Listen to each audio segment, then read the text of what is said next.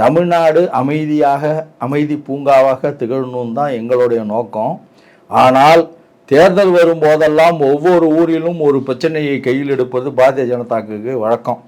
உத்தரப்பிரதேசம்னா அது அயோத்தி பிரச்சனையை கையில் எடுப்பாங்க. அதேமாரி ஒவ்வொரு ஊரில் ஒரிசானா அங்கே பூரி ஜெகநாதரை கையில் எடுப்பாங்க. பீகாரில் ஒரு கோயிலை கையில் எடுப்பாங்க. இந்த மாதிரி ஒவ்வொரு ஊர்லேயும் ஒரு கோயில் பிரச்சனை எடுக்கிற மாதிரி இங்கே போய் தெரியாமல் தேன் கூட்டா கலைக்கிற மாதிரி இவங்க போய் திருப்பரங்குன்றம் பிரச்சனையை கையில் எடுத்திருக்காங்க. ஆனால் இந்த விஷயத்தில் திருப்பரங்குன்றம் மக்களுக்கு நான் நன்றியை தெரிவிச்சுக்கிறேன். ஏன்னா திருப்பரங்குன்றத்திலே வாழக்கூடிய பொதுமக்கள் இந்துக்களும் இஸ்லாமியர்களும் சகோதரர்களாக பழகி அவங்களுக்குள்ள எந்த வேறுபாடும் இல்லை. அங்க இருக்க மக்கள் யாரும் எதுவும் நேர்த்தி போய் பாரதிய ஜனதா கட்சி கையெடுத்து கும்பிட்டு கடையை அடைக்க சொல்றாங்க. நாங்கள் கடையெல்லாம் அடைக்க முடியாது, எங்களுக்கு இது ஒரு பிரச்சனையே இல்லை. இஸ்லாமியர்களும் எங்கள் சகோதரர்கள் தான், முருகனும் எங்கள் முப்பாட்டம் தான்.